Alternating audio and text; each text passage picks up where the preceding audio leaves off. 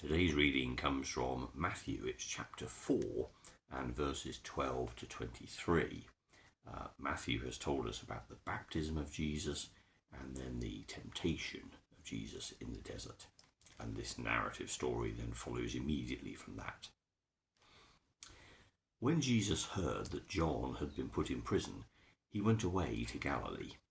He did not stay in Nazareth, but went to live in Capernaum, a town by Lake Galilee, in the territory of Zebulun and Naphtali. This was done to make what the prophet Isaiah had said come true. Land of Zebulun and Naphtali, on the road to the sea, on the other side of the Jordan, Galilee, land of the Gentiles. The people who live in darkness will see a great light. On those who live in the dark land of death, the light will shine. From that time, Jesus began to preach his message. Turn away from your sins, because the kingdom of heaven is near. As Jesus walked along the shore of Lake Galilee, he saw two brothers who were fishermen, Simon, called Peter, and his brother Andrew, catching fish in the lake with a net. Jesus said to them, "Come with me, and I will teach you to catch men." At once they left their nets and went with him. He went on and saw two other brothers, James and John, the sons of Zebedee.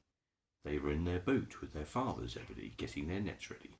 Jesus called them, and at once they left the boat and their father and went with him. Jesus went all over Galilee, teaching in the synagogues, preaching the good news about the kingdom, and healing people who had all sorts of disease and sickness.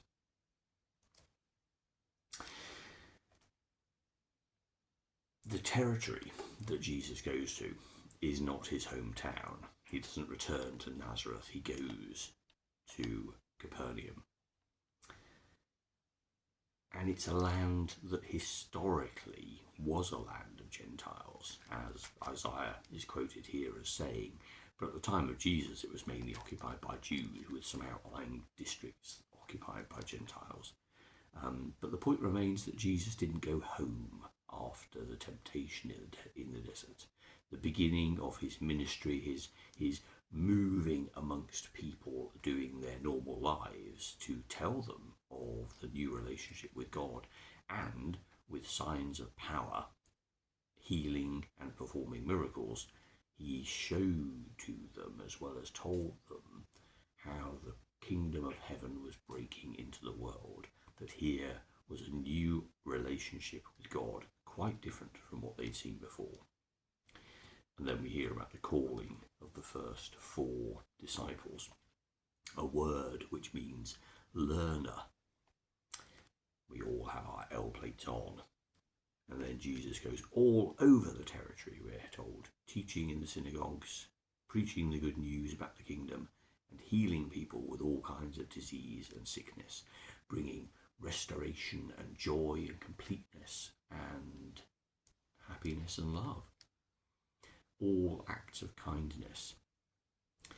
And I think in terms of our own response to hearing the good news of Jesus, to either in word or in services or in worship or in life generally or in the example of other people, when we get that sense that God's love abides in people's hearts and changes them from within and brings about a new outpouring of love, then it is our own life's journey to discover how we ourselves will react to that. Different people burn differently when they sit in the heat of the sun. Some very quickly, some very slowly, some happily, some very unhappily. And each one of us, exposed to the warmth of God's love, will have a different kind of reaction. And it's our own unique discovery, our own unique quest to uncover how, for you and I, the outworkings of that love should follow. What is it that we will do, having been entrusted with such wonderful good news and a deep assurance that we ourselves are loved by the God who made all things, a love which will never ever end? What will we do our story provides us with some clues which have permanence and value. Perhaps the idea is not to do that at home. I mean, there is pastoral care, there is love amongst our immediate neighbours and our family, of course. But as is quoted often in the Bible, anyone will do that for the people who they love. That doesn't necessarily imply anything extra on top of that. It is to go somewhere different, to go into a new context, and to do whatever it is we're called to do with new people.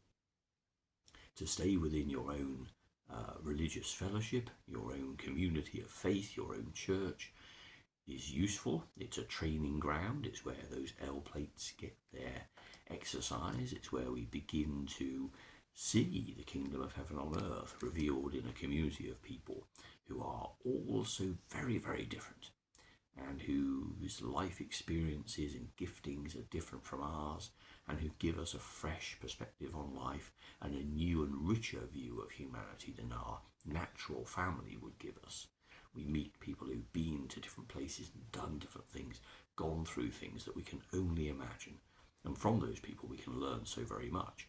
Most richly, the fact that, yes, God's love does extend to all sorts of different people, and you don't have to be like them and them like you for you to get along and to be able to do things together. That's the training ground, that's the disciple part, but there's then also the taking that vehicle out on the road.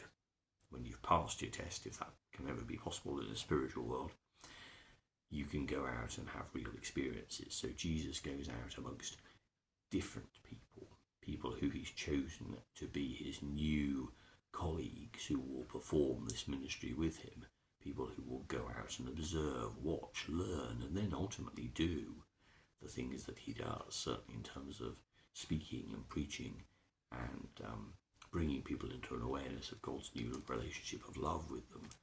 That is the role of the disciple. So he takes those people, and then together they go somewhere different. And it's not somewhere manufactured, it's real life.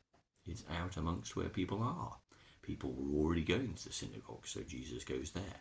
But equally well, as Wesley did when he got up at 5 in the morning to go and preach the good news to miners on their way to a shift, you go to where people are, and you go to where there is an absence and a vacuum of the message of love and joy and peace. You go to where there is need. Do it in the company of new people. Learn from them. Get an even wider vision of what the kingdom of heaven can look like. And go to places that are unfamiliar. Go to situations that are new. And see what you learn about yourself and about the world, and most importantly, subtly in the background, but most importantly, you learn how God is supporting you. You learn how your strength and your ability to do anything comes from the God who made you and holds you in God's strong arms. Go and put that love that has been placed in your hearts to the test. Go out into the real world where people need you to be and share the good news. A message of unity, of love, of inclusivity, of a world without prejudice, of joy and of peace. Go and show God's love, the love that you yourself have received. That's all our calling.